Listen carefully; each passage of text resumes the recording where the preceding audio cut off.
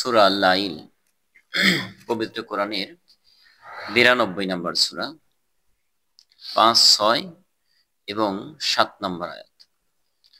পূর্বের আয়াতে আমরা তিলাওয়াত করেছি, আল্লাহ রাব্বুল আলামিন বলেন, কসম তার যিনি পুরুষ ও নারী সৃষ্টি করেছেন। আসলে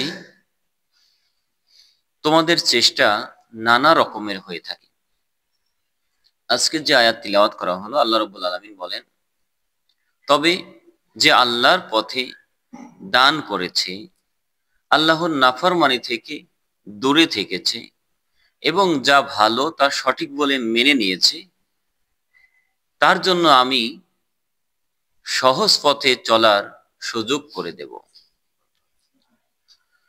তাহলে এখানে আল্লাহ রাব্বুল আলামিন ওয়াদা করেছেন, যে ব্যক্তি আল্লাহর পথে দান করবে এবং আল্লাহর নাফরমানি থেকে দূরে থাকবে, আর যেটা ভালো সেটাকে সঠিক বলে মেনে নিয়েছে, আল্লাহ তাআলা তাকে চলার পথ সহজ করে দিবেন। আর যদি চলার পথ সহজ হয় তাহলে আল্লাহ তাআলা তাকে জান্নাত দান করে দিবেন। এখন দেখেন, আল্লাহর পথে দান বিভিন্ন রকমের হতে পারে। যেমন আপনি নগদ টাকা পয়সা, চাউল, বিভিন্ন কিছু দান করেন, এটা তো হয়। একজন আপনার কাছে আসলো একটা বিপদে পড়ছে পরামর্শ নেওয়ার জন্য, সেক্ষেত্রে আপনি তাকে পরামর্শ দিয়ে উপকার করলেন, এটাও দান।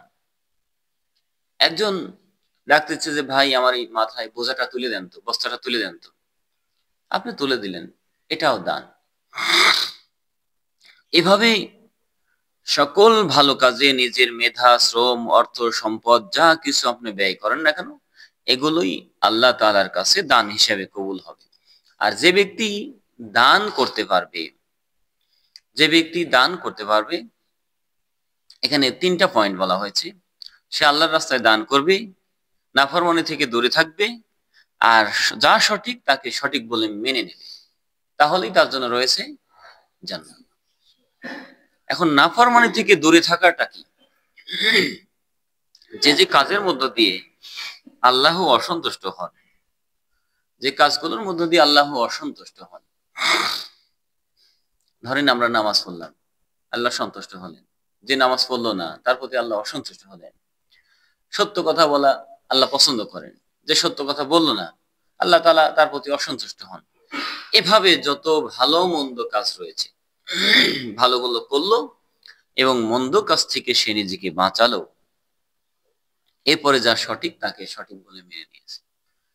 এখন কিছু মানুষ রয়েছে সঠিককে সঠিক মানে, কিন্তু যখন দেখছে যে অমুক এই কাজ করছে, তাইলে আর আমি করবো না, তালি করবে না, মানে হিংসা করে সে এখন নিজেকে বিপদে ফেলাচ্ছে। এইরকম ব্যক্তিদের জন্য সে সঠিক পথে চলবে, আল্লাহর পথে দান করবে, নাফরমানি থেকে দূরে থাকবে, তাহলে তার চলার পথ সহজ হবে। এখন চলার পথ সহজ কি? যে কাজ করলে আপনি জান্নাতে যেতে পারবেন, সেই কাজগুলো আপনার জন্য সহজ করে দেওয়া হবে। আর যে কাজ করলে জাহান্নামে যাওয়া লাগে, সেই কাজগুলো আপনার জন্য কঠিন করে দেবে। হয়তো আপনি দেখেন এরকম একটা পরিবেশ পরিস্থিতি আপনার সামনে এসে দাঁড়িয়েছে, যদি আপনি এখন সেটা ভোগ করেন অথবা গ্রহণ করার সুযোগ আছে, কিন্তু ওই মুহূর্তে এমন একটা ঘটনা ঘটে গেছে, আপনি আর ওটা নিতে পারেননি কিংবা করতে পারেননি। দেখেন, এর প্রত্যেকের জীবনে আছে। আপনি ইচ্ছে করলে এখন নাফরমানিতে জড়িত হতে পারতেন, অবৈধ টাকাটা নিতে পারতেন, এক জায়গাতে একটা সুযোগ ছিল, সেই সুযোগটা গ্রহণ করতে পারতেন, কিন্তু ওই মুহূর্তে এমন একটা ঘটনা ঘটছে যার কারণে আপনি আর ওটা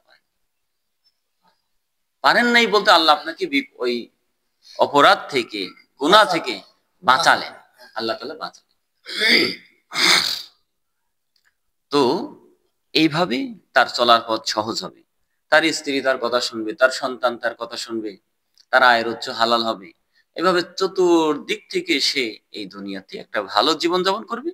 আর এর মধ্য দিয়ে যখন এখানে সে ভালো জীবন যাপন করবে, তাহলে ওখানেও সে ভালোই হবে।